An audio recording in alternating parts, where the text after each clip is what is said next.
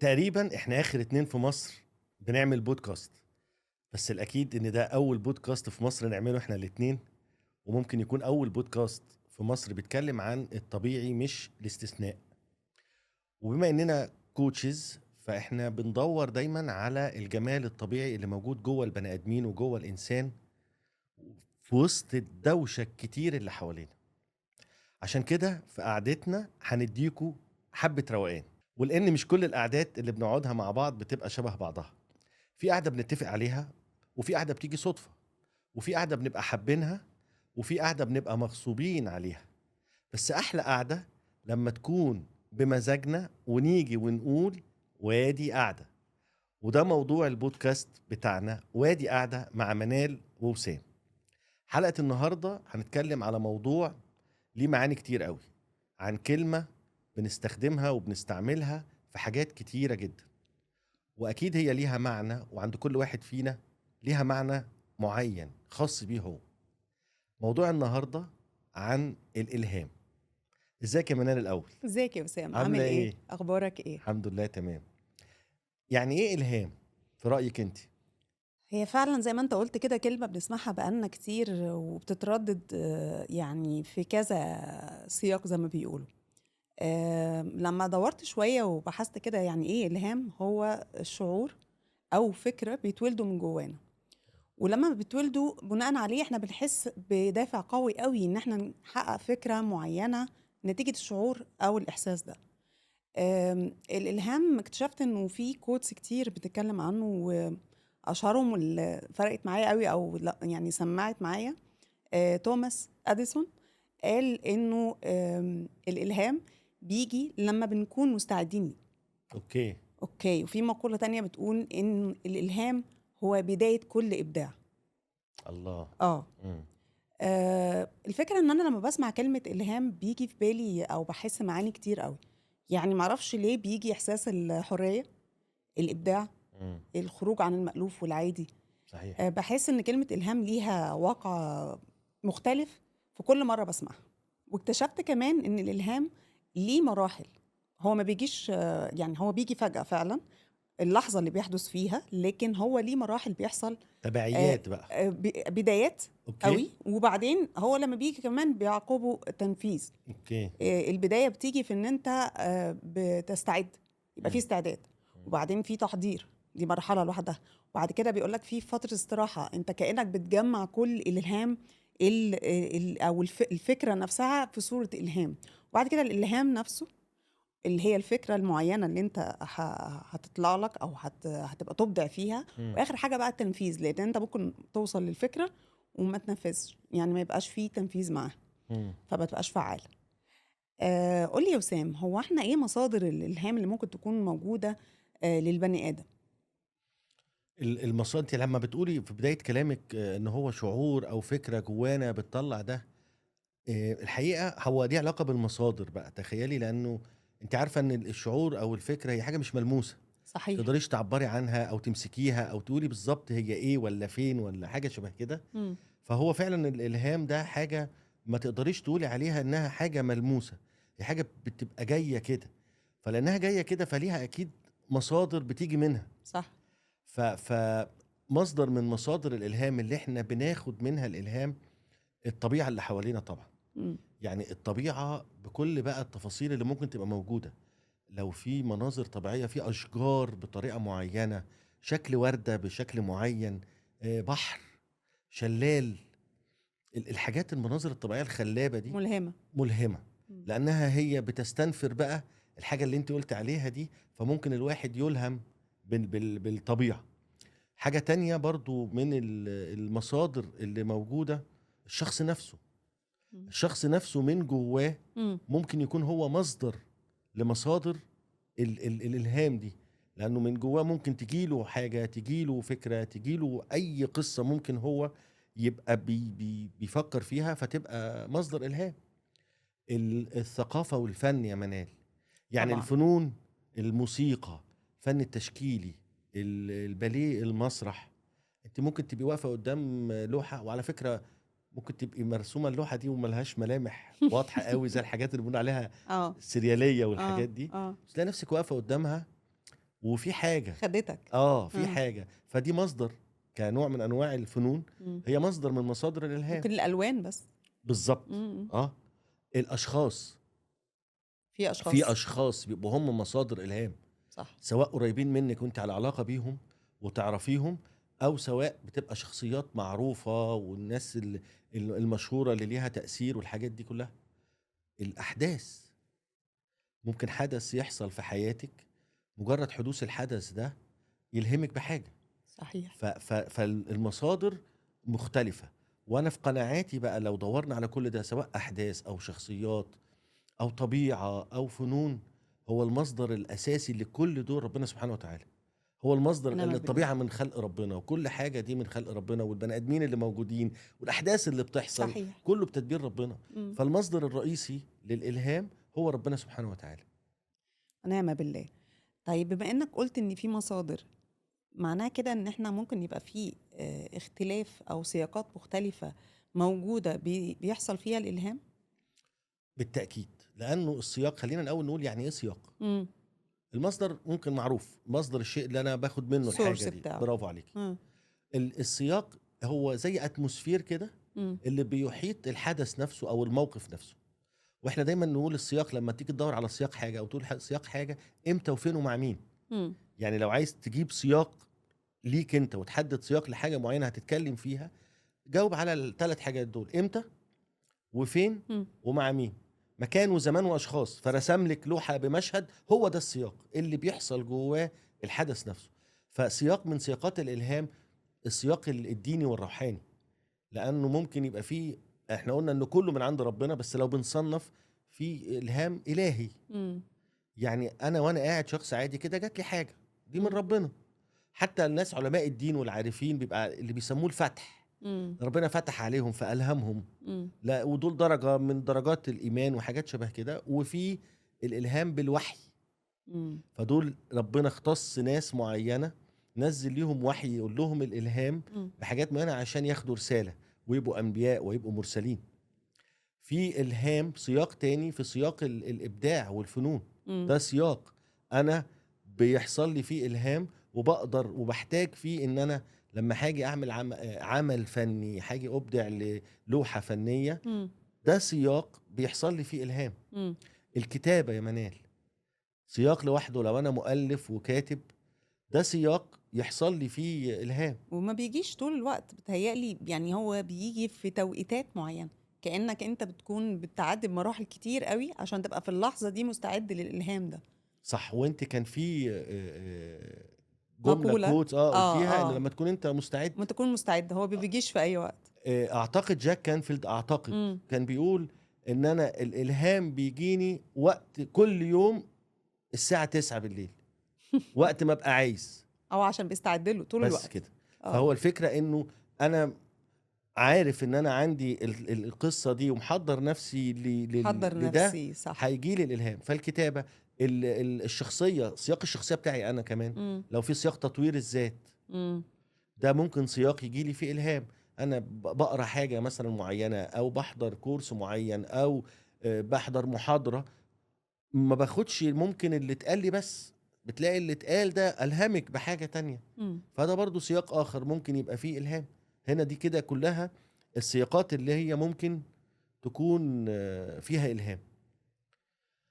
وبما إن في إلهام وفي سياقات وفي حاجات زي كده، يعني أنا حابب أعرف أنتِ كمنال إمتى اتقال لِك إن أنتِ ملهمة؟ سؤال قوي. صعب. أوي. آه. أنا باحس قبل ما أقول لك يعني حصل ده إمتى، أنا باحس إنه اللحظة دي نفسها بتبقى لحظة إلهام. يعني إنه حد ييجي يقول لي إنه أنتِ ألهمتيني في حاجة، أنتِ تسببتِ ليّا في حاجة، أنا اتغيّر حاجة في حياتي بسببِك أو بسبب كلام أنا سمعته منِّك أو. أنا باحس إن اللحظة دي بتبقى لحظة إلهام. لحظة إلهام إن أنا أكمّل، لحظة إلهام إن أنا ما أقفش عند النقطة اللي أنا لأ، أنا عايزة أطوّر نفسي زيادة عشان بدل ما أسيب أثر في واحد بس أو 2 أو 3، لأ أسيب أكتر و و وأحس بالتفاعل ده أكتر أو أحس بالشرارة دي أكتر. حصلت معايا كتير، ما يعني الحمد لله إنه ده بيحصل مع أكتر من client. وكانت بتجيلي بعدين خالص، يعني بعد ما خلصنا الكورس اوكي او اوكي السيشنز مع بعض، وتجيلي بعد فتره كده تبعت لي رساله، انا بحس ان دي مسج هي في حد ذاتها ملهمه ليا. تقول لي مثلا انا مش ناسي ابدا الفيدباك بتاعك لما قلتي لي كذا كذا كذا، وما تعرفيش ده غير في حياتي ازاي، والهمني ان انا اعمل كذا كذا. ممكن مم. تقولش كلمه الهمني، بس حقيقي هو ده الفيدباك اللي بيوصلني. حصلت مره برضو مع طالبه ما بنساهاش خالص، هي طالبة جميلة يعني.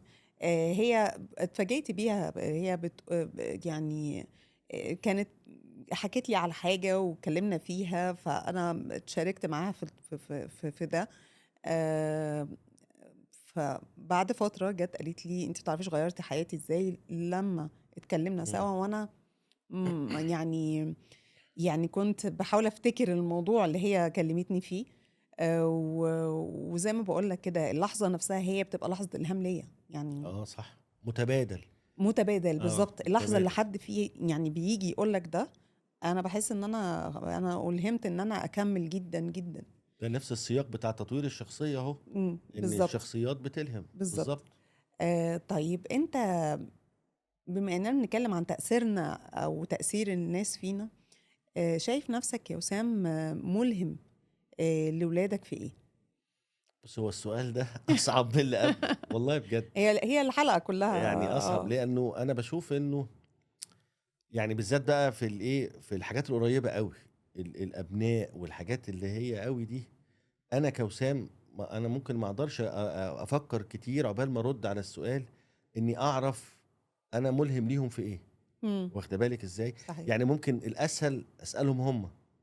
ما انتوا فكرتش، ما انتوا ما سألتهمش سالتهمش، وده اللي نور معايا، ده اللي الهمني بقى دلوقتي ان انا اسالهم. ان انا محتاجة اسألهم. اه انا ملهم في ايه. صح. بس ممكن اللي بشوفه اللي اقدر ممكن دلوقتي اقول عليه او ممكن اخد بالي منه، إيه، انا عموما حد مرتب جدا وحد منظم جدا وده ستايل حياتي يعني. امم. فممكن يكون الطريقه دي واللايف ستايل ده الخاص بان احنا لما نيجي نروح مشوار او نيجي نعمل حاجه، فابقى منظم الموضوع، ببقى مرتبه، ابقى مثلا لو عايزين نروح من كذا حته لكذا امم. حته، ايه خط السير عشان ابقى عارف همشي من فين لفين، ما اعديش على الحته تاني مرتين. ده ستايل في التعامل معاهم، ليه نظام وليه تخطيط. ممكن يكونوا واخدين الحته دي، ممكن يكونوا هم شويه حلو قوي. واخدينها وملهمين بيها، ان عندهم بعض الامور بيستخدموا الحته دي من غير ما انا اقول. اصل هي دي امم. فكره الالهام، امم. يعني ما فيهوش تلقين. لا لا، انا ما لما اجي فيهوش. بالظبط، ما مش حاجه اقول اكيد. لك اعملي واحد اتنين تلاته، ده حاجه تانية. امم. لكن الالهام دي حاجه ما بتتقالش. امم. انت بتعملي حاجه فبتلهمي حد بالموضوع ده او امم. بحاجه تانية خالص. فهي دي النقطه اللي انا ممكن اكون شايف ان انا ملهم ليهم فيها. طب بما انك ما سألتش بقى اه ولسه هترجع تسألهم، طيب شايف ايه اللي كان ممكن او كان نفسك تكون ملهم فيه ليهم؟ اه اه. الكتابه. يعني عشان انا بكتب وكاتب، طبعا. انا الموضوع ده صعبان عليا قوي، امم. ان انا كاتب وبكتب وعندي كتب وبيشوف وموجود بكتب في البيت، وعارفين ان انا كل ده وبيشوفوا فرحانين بكتبي وكل القصة دي. امم. وان ازاي الموضوع ده ما الهمش ان هم يمسكوا ورقة وقلم ويكتبوا اي حاجة او يفكروا يكتبوا حاجة. مين عارف، ما مش يمكن. عارف، بس اصل الحاجات دي ممكن تكون بتبان يعني من سن صغير اه. ووارد. بس وارد. دي الحاجة اللي انا فعلا كان نفسي تبقى صعبان عليا بجد. امم.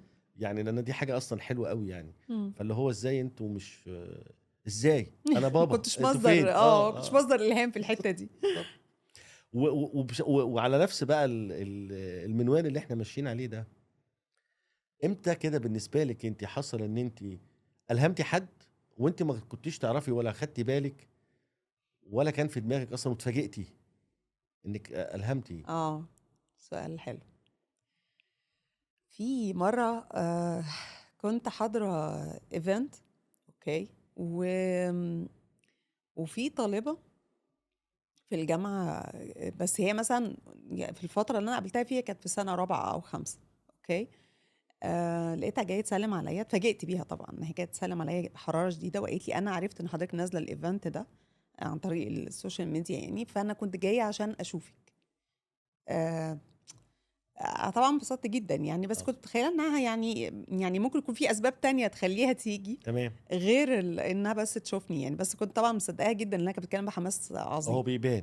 بيبان. اه ده حقيقي، بالظبط. بيبان. بين الفكرة بقى إن أنا أمّا وقفت اتكلمت معاها شوية، قالت لي: "أنا ما تتصوريش حضرتك مأثّرة فيّا قد إيه وألهمتيني كتير قد إيه من أول مرّة قابلتيني في الكلية، حضرتك فاكرة؟" طبعًا أنا مش فاكرة اوكي. أو ما كنتش فاكرة قبل ما هي تحكي لي اه بصراحة.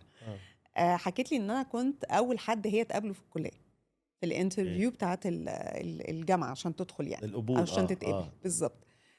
وحكِت لي قد إيه إنه المقابلة دي أثّرت فيها أوي، وخلّتها متمسكة بحلمها إنها تدخل الكلية، وخدتني كrole model ليها، وقالت كلام كتير حلو أوي أنا مش عايزة يعني أُسهب فيه، بس حقيقي هي حسستني إيه ده!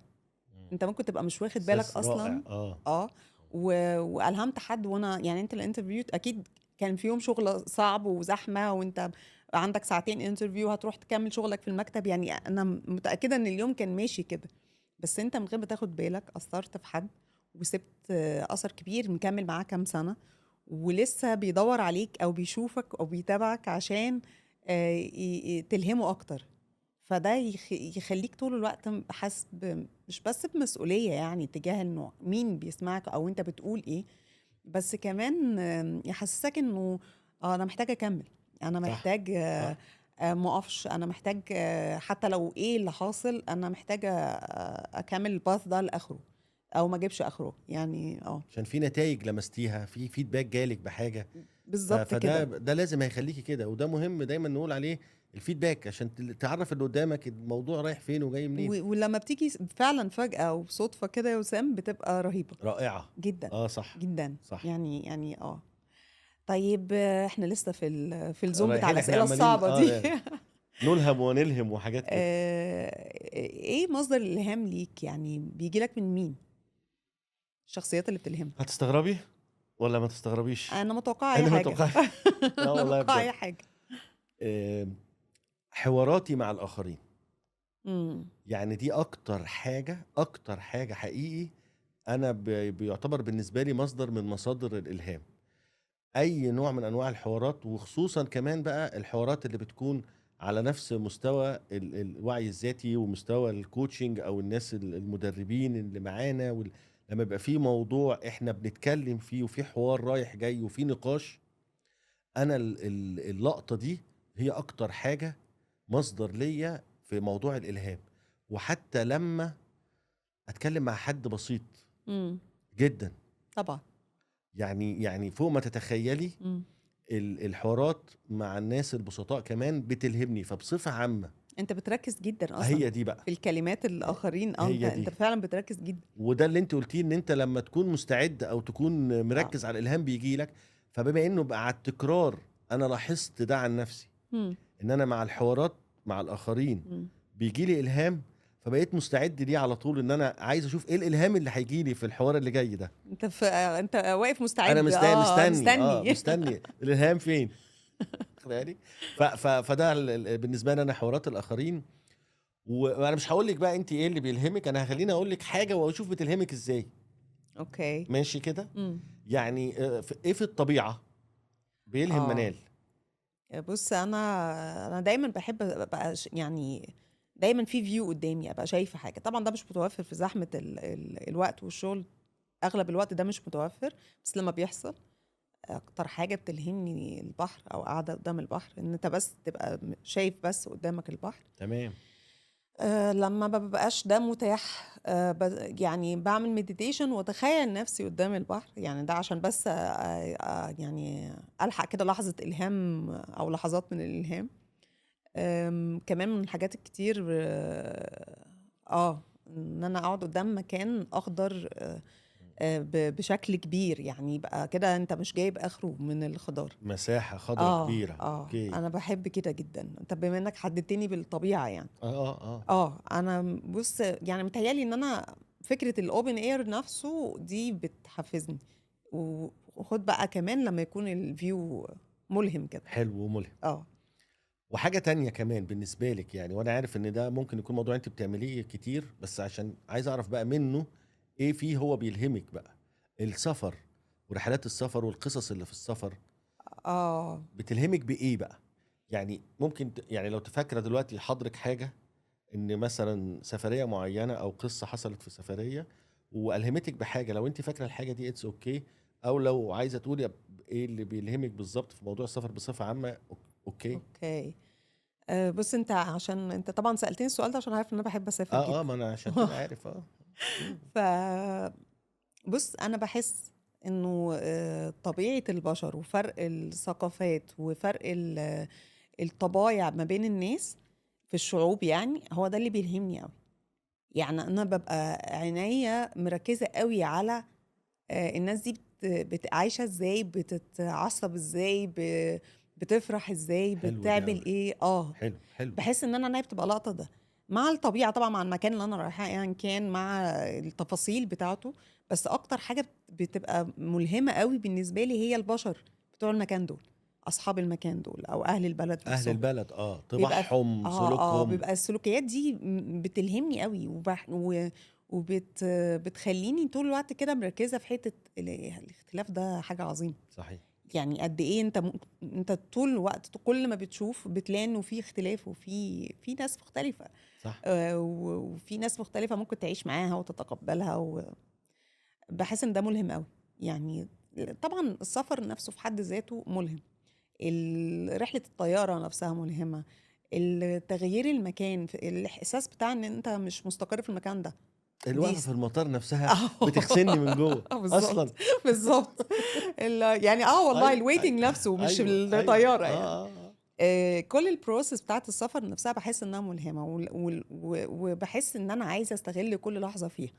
يعني عايزة أبقى كلي أذان صاغية زي ما انا بيقولوا مستعد عشان استقبل، انا عايز استقبل، استقبل. بالظبط عايز كده. استقبل.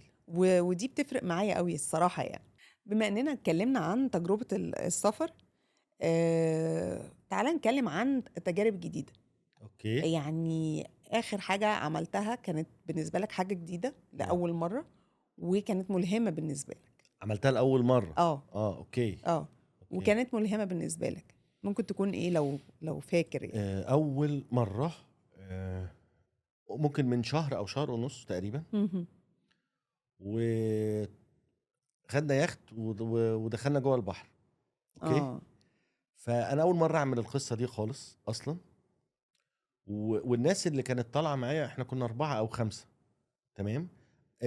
في 3 انا في واحد منهم ما اعرفهمش خالص اصلا، اوكي. وفي 2 اعرفهم بس العلاقه اللي هو مساء الخير مساء النور، عارفه انت القصه دي، يعني مفيش اي نوع من انواع التواصل اصلا عادي، مم. بس عارفين بعض ولو اتقابلنا في مكان نسلم على بعض وكده.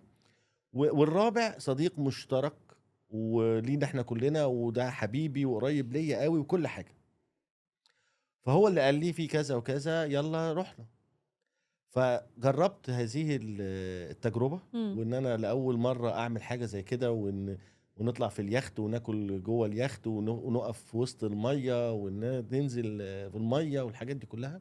وقعدت بقى برضو اللي جالي بقى او الالهام اللي جالي حقيقي بقى، لان احنا قعدنا تقريبا من الصبح لغاية قبل المغرب، مم. ففي 6 ساعات تقريبا في وسط المية كده مم. احنا مع بعض. بس اللي جالي بقى الالهام اللي جالي من التجربة الجديدة دي يا منال، ان حقيقي التعامل مع الاشخاص، وان انت لما تقرب منهم وتتعامل معاهم وفي مواقف وفي حدود ضيقه قوي وفي مكان صغير زي دوت ومكان انت مجبر انت مكمل مع ايوه برافو نفس عليك، المجموعة. هيديك انطباع تاني عن الناس غير اللي انت كنت واخده خالص. صحيح. فالنقطه دي نورت معايا قوي، ان الواحد ما يقدرش يقيم حد مم. لمجرد ولا كده يجادج. حاجه في دماغه، اه ولا يحكم عليه مم. لمجرد حاجه في دماغه، الا لما يعني يبقى عنده تقييم اكتر ويبان قرب اكتر لما اكتر. في قرب اكتر وفي تعامل اكتر وفي مواقف بتحصل اكتر. فهي الحقيقه التجربه دي الهمتني بالموضوع ده، وبقيت يعني هو الواحد بيبقى عارفه بس بينساه مع الدنيا وكده، بس في حاجات بقى بتجيلك بتثبت لك الحاجات اللي عندك دي. صحيح. عماله تسالي في تجارب جديده وعماله تسالي في حاجات، خليني احدد لك انا بقى، يعني ما هزنقك اكتر بقى، يعني انت سالتيني تجربه جديده وخليتيني افكر في اي تجربه عملتها، فانا هزنق واحدد اكتر بقى. لو قلت لك الهام بتاخديه من، هناخد على الاشياء بقى مش هنتكلم على حاجات حيه خالص، اشياء. مم. تمام. اغنيه، مم. اغنيه الهمتك. لا كتير يا وسام، كتير. فعلا بص انت فاجئتيني. محدد انا قوي. قلت انا قلت هتوه مش هتعرف تجاوب، انا مش هعرف مش افتكر، هتعرف ترد ممكن، عليا.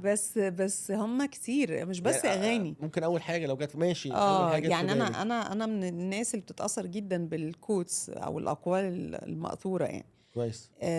يعني بحس كده انه دايما بيبقى فيه مسج من الكود دي تخصني انا. ولو انا بعتها لك مثلا هتبقى فيه مسج تلهمك انت بشكل مختلف.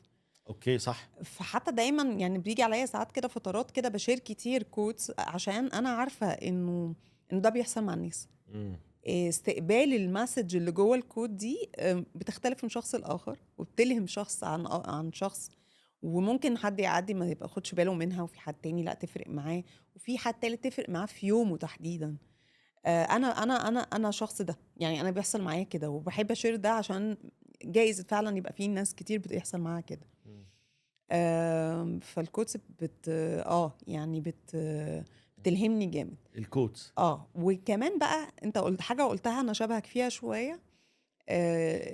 كلام ناس، يعني ناس ما كنتش انا بقعد معاهم كتير، وتطلع كده كلمه فجاه منهم او جمله، وفجاه الاقيني ودني يعني راحت ناحيه الكلمه اه دي. ايه ده؟ سمعت حاجه سمعت على نورت. حاجه جوايا هو اصلا اكيد ما كانش يقصدها، ولا كان كلام موجه ليا، بس بتاخدك في حته كده اللي هو فعلا انا كنت محتاجه اسمع الجمله دي النهارده. مم. يعني دي جايه لي انا. بحس ساعتها كمان ان الناس مسخره لبعض، سبحان الله. يعني احنا مسخرين ان احنا نقول كلام ممكن ما يكونش ليه مردود عندنا احنا شخصيا، بس صح. اللي قدامي هتفرق معاه، هتلهمه في حاجه، هتوصله الحل، هتخليه يبقى متبني فكره تخليه يكمل. المواقف دي كلها بتخلي الواحد يحس انه الهم مصادره اكتر بكتير من هو متخيل. صح. كل الحاجات دي حلوه قوي. خلاص بذمتك كده مفيش اكله بتلهمك؟ يا نهار ابيض. اكله ايه؟ بص. ايوه. وشك نور. اصل الاكل ده كله الهام بصراحه، يعني انا مبسوط دلوقتي بص، كده. انا شخص بحب الطواجن قوي. طواجن اه ما شاء الله. ما شاء الله. وبعدين الطواجن كده تحس ان انت ايه. هي ظاهره غير باطنه. نعم. إيه، يعني يعني ايه؟ انت دلوقتي انت جاي لك طاجن حاجه وايت صوص مثلا، ماشي. انت مش عارف ايه اللي جوه قوي أم- بالتفصيل. ماشي. ماشي. هفضل معاك امشي معاك للاخر. مع اول بقى معلقه تاني معلقه انت بتكتشف كل معلقه تيست معين. طب ده بيلهمني في ايه؟ هي الفكره كلها في حته الاكتشاف، انه اوكي. ايه ده، هو انا بتبسط قوي بالموضوع ده ليه؟ يعني انا ليه يمكن اسال على حاجه شكلها حلو جايه وفي شكل طاجن، لا انا هدوس على طول. اوكي. بس انا ببقى مستمتعه قوي بحته الاكتشاف، مم. انه ده ايه ده كمان محطوط فيه كذا، ده طواجن السي فود بقى أنا معاك جايه، طواجن والله اي حاجه بالوايت صوص انا بدوس. انت جعانه ولا حاجه؟ لا خالص، والله بجد. ده جيت لي في وقت. يعني حتى عارفه انا بالنسبه لي الاكله لو قلت ملهمه في ايه ملهمه مثلا، قوي. لما هو بتيجي في دماغي وده فعلا حصل، يعني ده حقيقي. الملوخيه والشاي بالنعناع. هقول لك انا استني ايه بس. ده؟ اهدي عليا ايه بس. ده؟ إيه اللي حصل؟ الملوخيه والشاي بالنعناع اه خلاص. فمره فكرت في الاتنين كده فالهموني ايه ده، هو يعني هو ليه احنا مش بنحط الورق الملوخيه ده على الشاي، وليه ما بنعملش النعناع ده زي الملوخيه؟ لا اله انت الا الله. فاهم؟ أمم. فاللي هو بجد والله جالي كده سبحان الله، يعني اللي علم البني ادم. والاتنين تقريبا شبه بعض، لو حتى لو على ملوخيه طبيعتهم في ناشفه الطبيعه هم شبه بعض، مثلا من حاجه بعيد خضراء. حتى قبل ما تقربي تشم النعناع، فعلى طبيعتهم كده. فسبحان الله بقى الالهام اللي جالي من ده انه يعلم الانسان الحته دي، امم. ان دي تتعمل كده مثلا، وتتظبط كده وتتظبط وليها كده، ظبطه وده معينه. يتحط على الشاي عشان يبقى طعمه كده، واخد بالك ازاي؟ صحيح صحيح. واغلب بقى حاجات كتيره بقى في الكونسبت ده تلاقيها امم. موجوده في الاكلات. برضه الشاي بالنعناع ملهم اصلا في حد والملوخيه ذاته. برضه، الملوخيه والملوخيه. بالفراخ حلوه، والارانب برضه. حلوه قوي. طيب بما ان احنا اتكلمنا على اشياء نطلع كتير، نطلع شويه من طلعينا من الموضوع الحته ده. دي عشان هقعد في الاكل كتير قوي انت عندي كده. جوعت. صراحه طيب ايه الشخصيه المعروفه اللي مم. ممكن تكون ملهمه ليك يا وسام؟ بص انا هجاوب اجابه سريعه لان انا عارفهم وعلى طول معايا حقيقي، امم.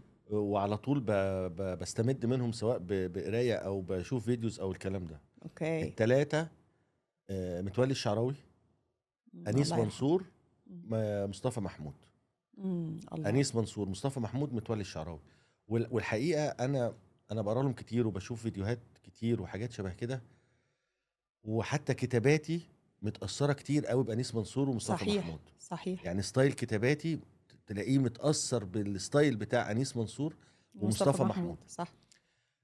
وهقول لك حاجه غريبه جدا، انا لغايه دلوقتي مش لاقي لها تفسير. ان انا كاتب حاجه وانا اللي كاتبها من عندي وكل حاجه، مم.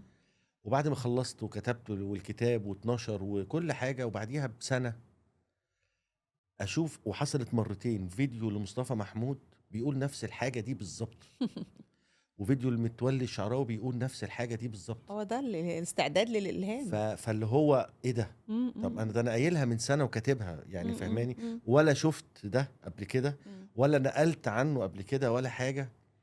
فده فعلا يوصلنا لحته ان الالهام، عارفه لما يقول لك الافكار على طارعه الطريق، مم. وان الفكره ملك اللي نفذها. صحيح. يعني ما نجيش حد، ودي حاجه انا بقولها للناس اللي بتشوفنا وبتسمعنا، مش انت عندك فكره لمشروع مثلا وعايز تعمله، وبعدين جه بعد فتره حد تاني غيرك هو اللي عمله، اه. فتقول ده سرق فكرتي. مم. هو لا، الفكره ملك اللي نفذها. مم. فهو دلوقتي لما احنا اتكلمنا على الاكل صح، مم. وقلت لي انت جعان ولا ايه؟ هو انا لو جعان، انا جعان دلوقتي، في جمله كده اسمها انا جعان ماشيه جوه جسمي، يعني في كلمه انا جعان دي مم. ماشيه جوه جسمي بتخليني اقول. لا. فهو ده عباره عن ذبذبه او طاقه مم. بتعبر عن فكره ان انا جعان. مم. الالهام كده يا منال، مم. والافكار كده ملح. بيلح بالظبط علينا ان كده، احنا موجوده نروح في كل حته، هي دافع ذبذبه. قوي. صحيح. انا فكره ان انا اعمل المشروع ده، اه. هي الفكره جات لك انت وبس؟ ما انا لا، مفيش تنفيذ. اسم الفكره ده لو مشروع ايا كان، انا هعمل مصنع ورق، مم. فكلمه مصنع ورق دي، هل هي الجمله دي ماشيه جوه دماغك بالطريقه دي؟ شريط ماشي فيه جمله انا هعمل مصنع ورق؟ لا، هي ذبذبه للفكره. مم. فبما انها موجوده، فهتروح لاي حد تاني برضه. ولو ما اتنفذتش احنا خلاص، يعني الالهام وقف عند وجود الفكره عندك. بالظبط كده، ده اللي انت وهي كنت دي بتقوليه في المراحل الاول. بالظبط، برافو انه عليك. انا اكتشفت كده الصراحه. يعني انا اتفاجئت ان الالهام مش مجرد الفكره، صح ولا ان انا يبقى عندي دافع قوي ورا الفكره. هي الفكره فعلا في التنفيذ زي ما انت بتقول. صح، ملك لنفذها خلاص. بالظبط. ودي هايل قوي يا المرحله وسام. النهائيه للالهام. فهو جات لي، انا لا مم. شفته ولا الفيديو ولا اعرف، بس خلاص، لانه وده الهمني بقى اكتر، انه فعلا انت ممكن تبقى تلهم بحاجه وتكتبها وتظن ان انت الوحيد اللي عارفها، مم. وتكون دي اتقالت قبل كده او هتتقال بعد كده. مم. فهو الالهام موجود لانه ربنا هو اللي بيلهم في كل ده. صحيح. واحنا هنا في موضوع الالهام عايزين نخش شويه اكتر للجلسات الكوتشنج اللي احنا بنعملها يا منال، مم. وبيجي لنا كلاينتس فيها وعملاء بتيجي مستفيدين من الجلسات والكلام ده كله، وانت بتعملي معاهم الجلسه. يعني ممكن يكون بتلاحظي نمط معين لاشخاص بتتكرر، ان الاشخاص دي هي بتكون مصدر الهام العملاء بتوعك. يعني العملاء بتوعك مم. لما بتتكلمي معاهم وبتعملي الجلسه وكده، بتلاحظي انه ليه شخص هو مصدر الهامه. مم. فهل في اشخاص دايما بتتكرر مع العملاء بتوعك بيبقوا هم دول مصدر الهامهم؟ سؤال حلو يا وسام. طيب، جوه السيشنز بحس انه اكتر اشخاص بيكونوا ملهمين للناس هما الاب او الام، واحيانا بيبقى معلم او مدرس بشخصيه قويه او متميزه. اوكي. آه، بشوف ان ده هما سابوا امباكت قوي قوي. اثروا في سن صغير فكانوا ملهمين اكتر. خلوا الشخص كده زي ما بتقول ايه، يبقى معجون بحاجه منهم. اوكي. وانا شخصيا بصفه شخصيه بحس ده فيا. يعني انا معجونه بشخصيه والدي جدا. يعني الله يرحمه. بس حقيقي انا بحس كتير ان انا وانا بتصرف في حاجه كانه هو اللي قايل لي اعمليها، كانه هو اللي الهمني اعملها.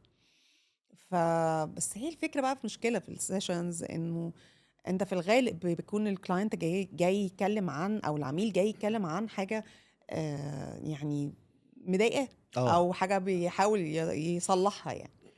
الاغلب بين مش جين. بالظبط. اه، فالبين ده غالبا برضو يعني هو سلاح ذو حدين. صح. شخص الاب والام او المدرس او الصديق الاكبر او الاخ الاكبر، آه، قد ما هم فرصه كبيره جدا ان يكونوا ملهمين، هم كمان نفس الاشخاص اللي ممكن يكونوا سبب في تروما، او سبب في الم، او سبب اوكي في وجع، او اوكي سبب في شكوى، او سبب صح. في ان انا مشكله حياتي كلها متوقفه على الاشخاص دول، لانهم الاقرب، فتاثيرهم قوي. قوة التأثير، برافو عليك، بالظبط. صح. تاثيرهم قوي في اتجاه الالهام، وان انا ابقى حد دايما عارف ان في حد سبورت سيستم ورايا واقف في ظهري، او العكس، انه ده شخص ممكن انا ما حدش يهزمني الا ابويا مثلا او امي، لانهم الاقرب واللي انا اللي بتاثر بيهم وبسمعهم.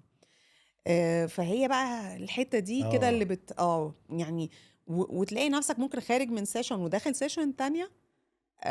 الاولاني الامباكت كان بوزيتيف قوي، والشخص فعلا يعني الهامه ماشي بالتيم اللي عامله سبورت منهم ابوه او امه او كده، وتدخل في سيشن تانية لا، وضع مختلف خالص تماما، وتحس انه سبب الدروب ده هو برضو اقرب الناس. اقرب الناس لي. فانا كمان بحس ان احنا السيشنز بتاعتنا نفسها ممكن يكون فيها انا بالنسبة لي تحفيز. اه بصي، انا كمان بالنسبة لي جلسة الكوتشنج هي في حد ذاتها للعميل ملهمة. يعني الجلسة في حد ذاتها اكيد. هي لوحدها ملهمة. اصل لان بقى خد بالك، اصل هي دي برضو الفكره اللي جات له، ايوه، وهي دي اللي خلاص الستيب او السلمه اللي هتوصله للتنفيذ. بالاضافه للبروسيس اللي بتتم جوه الجلسه يا منال. زي ايه؟ يعني الطريقه اللي احنا بنستخدم فيها جلسه الكوتشنج، والتكنيكس اللي احنا بنستخدم فيه الاسئله، وطريقه الاسئله وترتيب الاسئله ده بيشغل طريقه التفكير، وبيشتغل على طريقه التفكير بتاعت العميل، وبيحفز طريقه تفكيره. بيحفزها انك عارفه كأنك شعله كده بتسخني زي امم الوابور بتاع زمان كده. امم انت الاسئله بتاعتك بتبدا تولع الشعله دي في دماغه، اكيد. فبيبدا يفكر، فبيطلع حاجات اوت اوف ذا بوكس زي ما انت قلتي، بيطلع حاجات خلاقه كده جديده، بيكريت حاجات جديده. ففي حد ذاتها العمليه نفسها اثناء الجلسه هي بتبقى ملهمه في حد ذاتها. مم. ده بالنسبه لي جزء. الجزء الثاني ان احنا طبيعي في اخر الجلسه بنسال العميل: ايه اللي طلعت بيه النهارده من الجلسه دي؟ امم ايه اللي استفدته من الجلسه دي؟ امم ايه اللي نور معاك؟ اي مرادفات من المرادفات دي صحيح. كلها بتعبر عن ايه اللي الهمك. امم فبيبدا يقول برضه، لانه هو بيفكر في تفكيره بقى، امم فيبدا ياخد باله ايه اللي نور معاه، ايه اللي طلع بيه، ايه اللي استفاد منه. فاللي بيقوله ده بيبقى هو النهايه الالهام اللي طلع له امم من خلال الجلسه دي. ما ينفعش الكوتشنج ما يبقاش فيه الهام. ده هو ده هو اساس اساس اساس الالهام. الالهام، صح. خلصت قعدتنا النهارده، بس لسه في قعدات تانية كتير. هنستناكم تيجي تقعدوا معانا في وادي قاعده مع منال ووسام.